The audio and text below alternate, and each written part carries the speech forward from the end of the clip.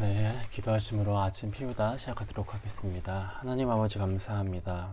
오늘 아침도 주의 말씀을 듣고 우리의 영과 우리의 육이 다시 한번 주님 앞에 바로 서길 원하는 이 시간을 우리가 사모하게 하여 주시옵소서.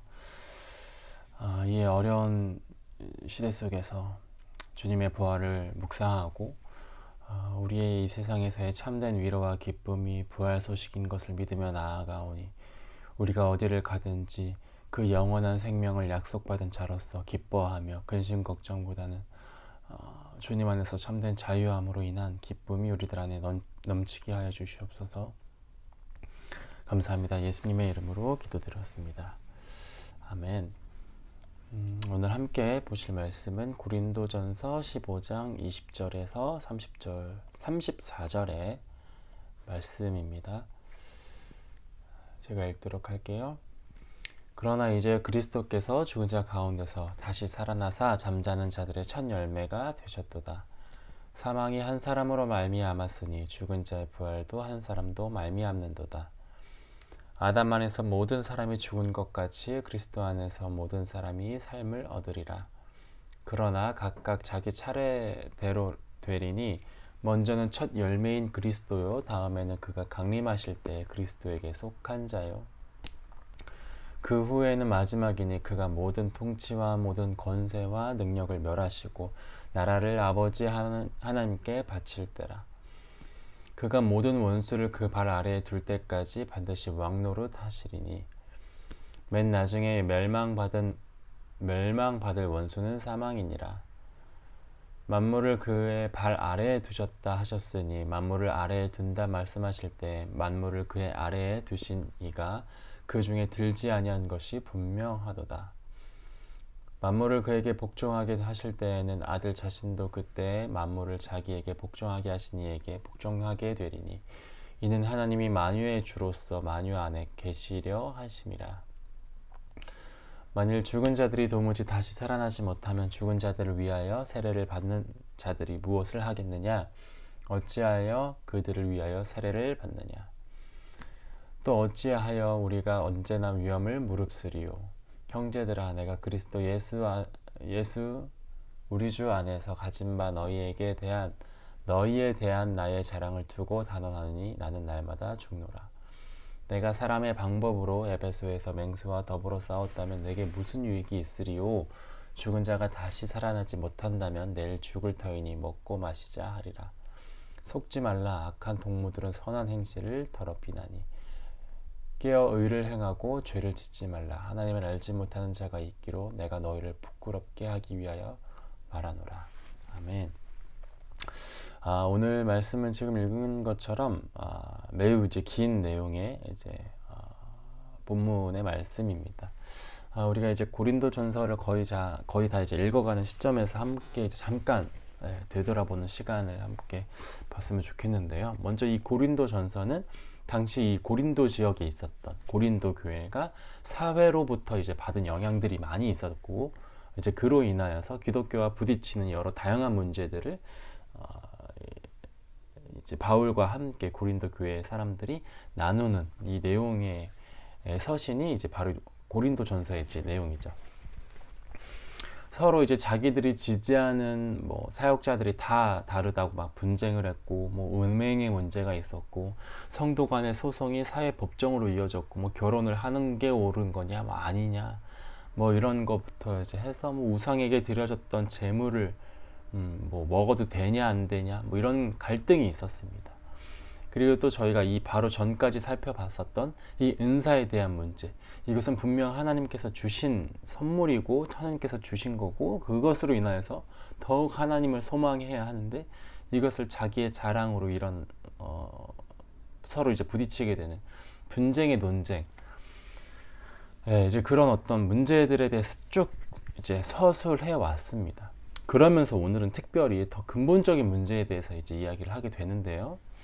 우리가 읽은 것처럼 이 부활에 대한 논쟁, 우리가 지난주 토요일부터 이제 봤던 내용인데, 이 부활에 대한 이야기를 하게 된 것입니다.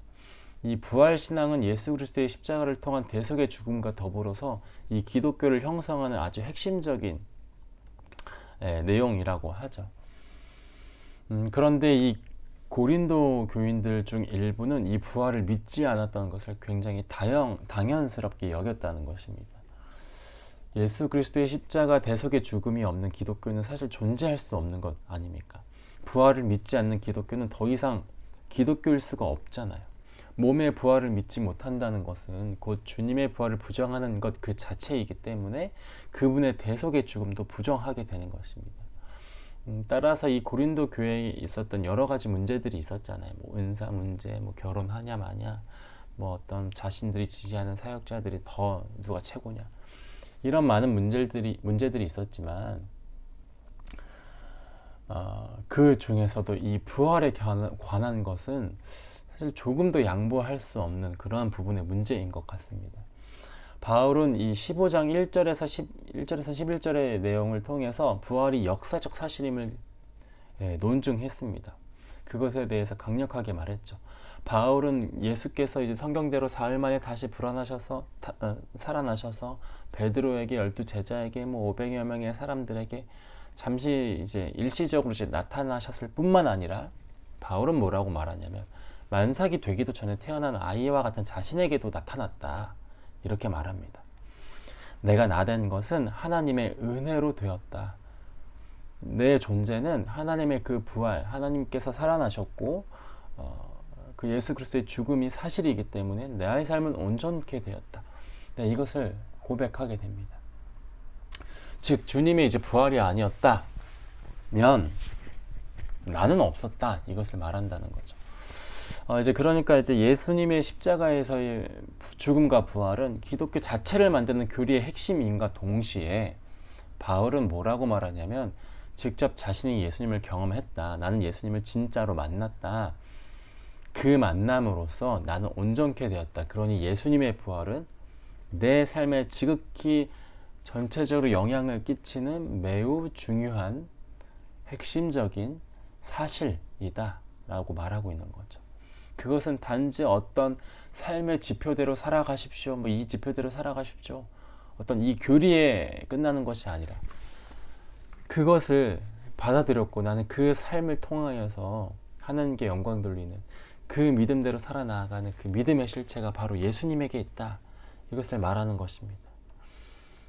그렇기 때문에 12절에서 이제 19절을 통해서 바울은 주님께서 부활하셨고 그러한 분을 나는 믿음으로써 살아가는 사람이기 때문에 나의 믿음은 결코 헛된 믿음이 아니다. 이제 이렇게 설명하게 되는 겁니다. 바울은 자신이 만난 예수님을 실제적으로 증거하는 거죠.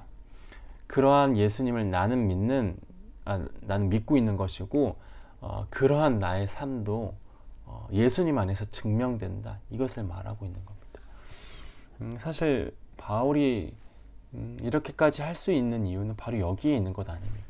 그가 수없이 많은 고난과 자신의 어떤 자랑할 만한 출신과 어떤 그런 스펙들을 과감하게 포기하고 그것보다 더 중요한 것을 쫓아 나아갈 수 있는 것은 바로 그 부활, 이 땅에서의 것이 전부가 아니라 그 이후에 예수 그리스도를 통해서 자신이 부활을 얻고 하나님과 영원히 함께하는 삶, 그것을 믿기 때문에 그의 삶이 통째로 바뀐 것 아닙니까?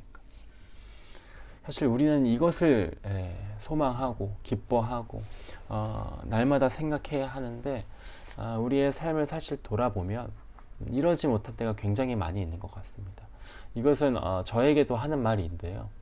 진짜 신앙생활을 하면서 안타까운 것 중에 하나는 부활 되신 예수님을 우리가 잊고 살 때가 굉장히 많이 있다는 거예요.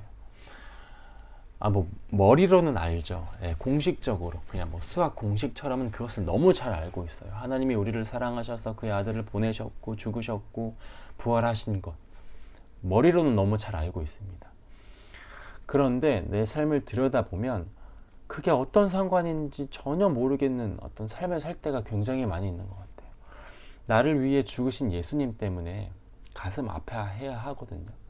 그런데 그것보다는 그냥 내 삶이 비참하고 내 삶에 어떤 비전이 없는 것 같고 사람들과 비교해 봤을 때 별 볼 일 없는 삶인 것 같은데 그냥 그럴 때만 아파한다는 거죠. 그리스도가 부활하심에 대해서 우리는 기뻐해야 하거든요. 근데 그냥 우리는 오늘 하루 뭔가 좀 덜 손해보고 어떤 소확행 같은 거, 뭐 그런 것을 통해서만 기쁨을 얻는다는 거야. 더 많이 가지고, 뭐 더 많이 어떤 누리고 경험하고, 남들보다는 좀 뛰어난 어떤, 남들이 하지 못한 것은 난 해봤다, 어떤 이런 것에 대해서만 기쁨을 얻는다는 거예요. 그러나 그리스도를 진정으로 사모하고 그 부활의 소망을 두는 사람이라고 한다면 우리의 기쁨과 슬픔의 원인, 이유가 세상의 것이 아니라 하나님 안에서 이루어져야 된다는 것입니다. 이렇게 점점 우리가 부활과 멀어져 가는 것이 익숙해질 때가 있는 것 같아요. 그게 사실 너무나도 안타까운 사실 아닙니까? 가슴이 아픈 일이잖아요. 특히나 우리는 그러면 안 되잖아요. 그러다 보니 뭐 교회에 대한 불만, 신앙에 대한 불편함, 이런 것들이 점점 쌓여가기만 하고 전혀 해소되지 않는 그런 모습들을 보게 되는 것 같습니다. 더 마음이 틀어져서는 이제는 뭐 기독교회는, 그래서 정말로 교회가 정말 무너져서가 아니라 교회는 뭐 없다, 뭐 교회에 대한 어떤 희망이 없다, 뭐 비전이 없다 라고 말하게 되는, 정작 내가 그 그리스도 안에, 그 그리스도의 부활에 기쁨과 슬픔이 있지 않은 상태에 있으면서 그 교회에 대한 비판이 난무하는 이런 어려움들이 우리 안에 있는 것 같아요. 그러나 오늘 바울은 이렇게 말하는 것입니다. 그 부활이 없으면 나는 없었다. 그 부활을 나는 따라간다. 그 부활로 인하여서 나는 날마다 달리고 나아가는 이런 고백을 하고 있는 것이죠. 이러한 신앙의 시초에 대해서 지금 바울은 예수님의 부활 신앙을 지금 고백하고 있는 것입니다. 그러면서 20절에서 28절은 주님의 부활이 주님만의 부활로 끝이 나는 것이 아니라 주님의 부활이 곧 우리의 부활이 된다라고 지금 말하는 것인데요. 20절 말씀을 함께 볼까요? 그러나 이제 그리스도께서 죽은 자 가운데서 다시 살아나사 잠자는 자들의 첫 열매가 되셨도다, 이렇게 말합니다. 20절에서 이 잠자는 자들의 첫 열매가 되었다라고 말하는데, 이것은 그리스도께서 우리를 일으키셨는데 그 안에 잠자는 자들의 첫 열매로 일어나셨다는 것입니다. 모두 죽은 자이지만 죽은 자들 중에서 먼저 일어나심으로 우리를 일으키셨다라는 것이죠. 유대의 추수 개념은 첫 열매, 첫 소산을 가지고 이제 전체를 가리켜서 말한다고 합니다. 처음의 열매가 거룩하면 전체의 열매가 거룩해지는 것을 설명하고 의미한다는 것이죠. 그러면서 믿음으로 그리스도에게 연합된 그리스도인들이 그리스도의 부활로서 따라서 마찬가지로 우리도 부활하게 될 것이다, 이것을 지금 설명하는 것입니다. 그리스도가 일어났던 것처럼 그리스도에게 연결된 자들이 일어나게 될 것이다 라고 말한다는 거죠. 예수님의 부활, 그것은 그냥 예수님만의 부활이 아니라 우리와 한 몸을 이루시는 교회의 머리로서 존재하시는 그 예수님의 부활이 우리의 부활이라고 지금 바울은 고백하고 있는 것이죠. 데살로니가 4장 14절을 보면 이렇게 말해요. 우리가 예수에 죽었다가 다시 사심을 믿을진데 이와 같이 예수 안에 자는 자들도 하나님이 저와 함께 데리고 오시리라, 이렇게 말합니다. 그러니까 예수님의 죽으심을 통해서 우리는 함께 죽는 것이고요, 예수님의 부활하심을 통해서 우리는 함께 부활하는 것입니다. 그러니 우리의 모든 첫 것이 되시는 그 예수님이 그렇게 사신 것인데, 따라서 우리도 그것을 기대하고, 기대하는 것이 아니라 그것을 사실로 받아들임으로 그것을 믿음으로써 나아가야 된다는 것이죠. 우리가 그리스도를 진짜로 믿는다고 한다면 그리스도의 부활은 우리의 약속이 되는 거예요. 그런데 이러한 부활을 그냥 어떤 영적인 부활로만 생각하기도 하고, 지금 이 땅에 이루어지지 않을 것이라는 생각 때문에 그냥 이 땅에서 것만 우리가 쫓아갈 때가 있다는 것이죠. 그러나 그 부활은 실제라는 것입니다, 여러분. 우리에게 주어진 그 마지막 기쁨, 혹은 이 땅에서의 유일한 기쁨이라고 말한다는 거죠. 가끔가다 이렇게 생각하시는 분들이 있는 것 같아요. 영적인 어떤 부활만을 생각할 때가 있는 것 같아요. 우리의 몸은 다 썩고 없어지고 어떤 영적인, 그렇기 때문에 뭐 이렇게 생각하시는 분들이 있는데, 그러나 그런 것이 아니라 새로운 몸을, 예수님도 영적인 부활만 있었던 것이 아니라 육적인 부활이 있었잖아요. 그러한 육적인 부활을 우리는 실제적인 것을 의미하는 건 아닙니까? 그 몸이라는 어떤 그런 의미 자체가. 우리는 그것을 반드시 생각해야 된다는 거예요. 그러니 우리가 이 땅에서의 우리의 몸을 가지고 함께 하나님과 살아가는 것, 이것을 연습하는 것입니다. 부활을 통해서 예수님과 함께, 하나님과 함께 영원한 삶을 사는 연습을 지금 하고 있는 것 아닙니까? 지금 바울은 이 부활에 대한 것을 실제적으로 믿어라, 실제적으로 그 약속을 신뢰해라, 이렇게 말하고 있는 것입니다. 다음 구절도 함께 보도록 하겠습니다. 사망이 한 사람으로 말미암았으니 죽은 자의 부활도 한 사람으로 말미암는도다. 아담 안에서 모든 사람이 죽은 것 같이 아담 안에서 죽은 모든 사람이 죽은 것 같이 그리스도 안에서 모든 사람이 삶을 얻으리라, 이렇게 말하죠. 사람이라는 이 말을 히브리어로 이제 뭐라고 말하면 아담이라고 말합니다. 우리가 잘 알고 있는 그 아담이라는 말 맞는데요. 하나님이 태초에 아담을 창조하셨는데 그의 이름의 뜻을 살펴보니까 사람이라는 말을 사용한다는 거죠. 이렇게 아담은 사람을 가리키는 보통의 명사로도 사용하는데, 그러면서도 동시에 재미있는 것은 동시에는 아담이라는 이 말을 특정한 사람을 가리키는 고유 명사로 사용되기도 합니다. 그 고유 명사에 가리키는 사람이 누구겠습니까? 예수님이시죠. 그래서 우리가 한 사람으로 인하여 처음 아담으로 인하여서 그 죄로 인하여서 원죄로 인하여서 죽게 되었지만, 두 번째 아담인 예수 그리스도로 인하여서 부활하게 되었고 영원히 살게 되었다는 것을 의미한다는 것 아니겠습니까, 여러분? 그러면서 23절에서 강조되는 단어가 이제 하나 있는데요. 이렇게 말합니다. 그러나 각각 자기 차례대로 드리니 먼저는 첫 열매인 그리스도요, 다음에는 그가 강림하실 때에 그리스도에게 속한 자요, 이렇게 말합니다.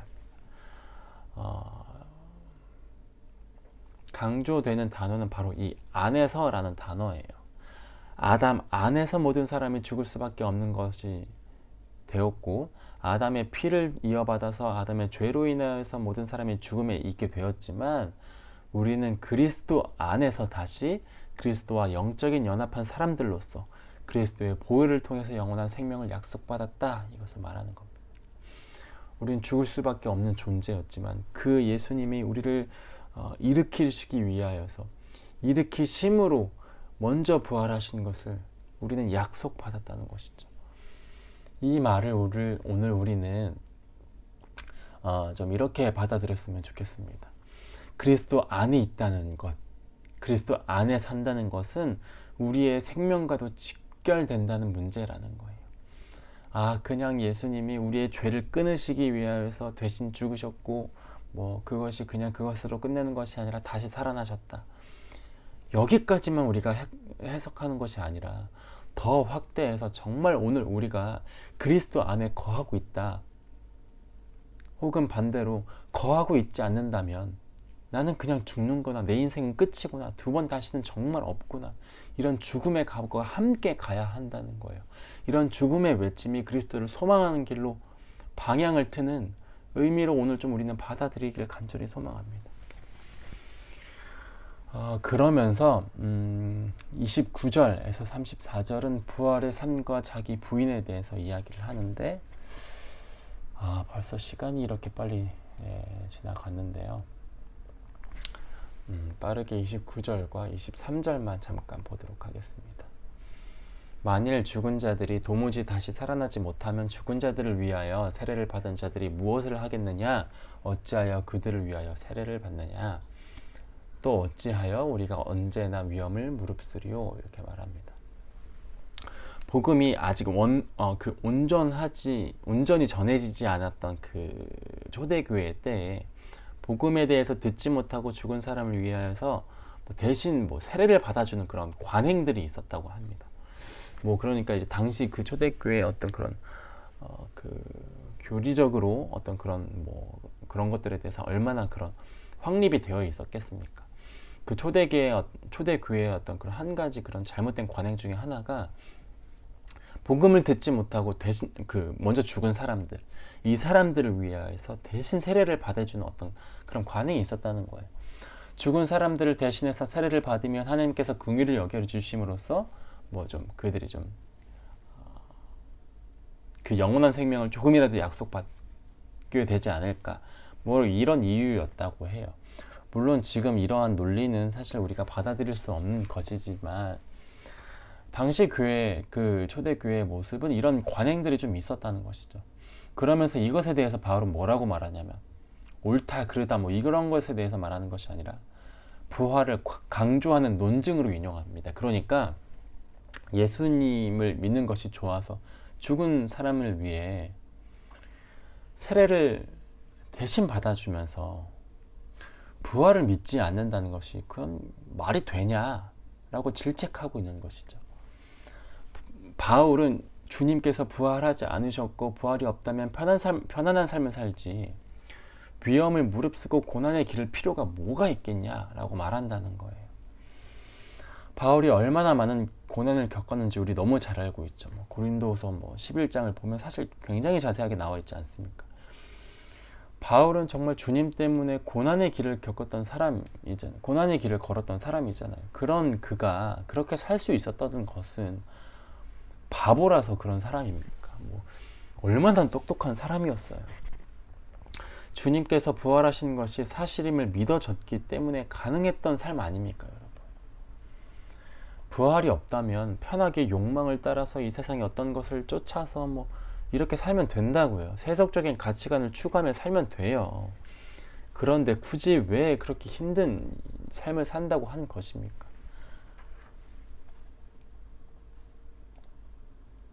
부활이 없다면 이 세상의 삶이 전부인 것인데 그냥 이 땅에 있는 것만 보며 살면 되는데 바울은 그러지 않았다는 거죠. 그러면 안 된다는 것이죠.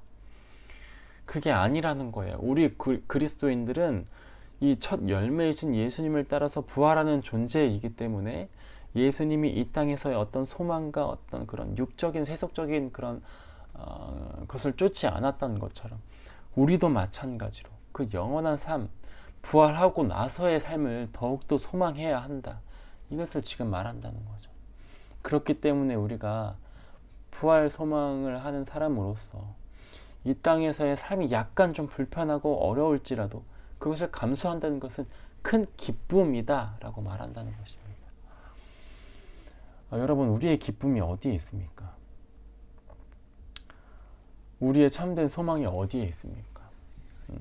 우리는 물론 지금의 삶도 굉장히 중요하고 아름답고 여기에서 큰 가치를 발견해야 되는 것도 맞지만 우리의 진짜 영원한 그 가치는 부활하고 나서의 그 삶 아니겠습니까? 그렇다고 해서 지금의 삶은 별로고 이런 것은 절대 아니라 더 큰 위로와 더 큰 기쁨과 더 큰 아름다움의 삶이 있기 때문에 지금의 삶은 조금 불편하더라도 기쁨으로 얼마든지 큰 위안을 받을 수 있다는 거예요. 여러분, 우리는 부활을 약속받은 삶을 가진 사람들입니다. 그러한 사람들이라는 거예요. 우리도 예수님을 쫓아서 예수님을 닮아서 부활하게 될 것이라는 것을 반드시 믿어야 하는 거예요. 오늘 하루를 시작하는데 오늘 주제가 조금은 무거울 수도 있습니다. 그러나 우리의 이 영원한 그 가치에 대한 그 위로와 기쁨을 잃어버렸다면 그것을 또 잊어버리고 살아가는 하루라고 한다면 어떠한 의미가 있겠습니까? 오늘 하루를 좀 무겁게 시작하셔도 좋고 또 오늘 하루를 그 영원한 삶에 대한 그 부활에 대한 의미를 기억하여서 오늘 하루가 조금은 불편하더라도 기쁨으로 살아가는 저와 여러분들이 이 시간 되길 간절히 소망합니다. 이 시간 받은 말씀을 생각하며 함께 기도하며 나아가도록 하겠습니다.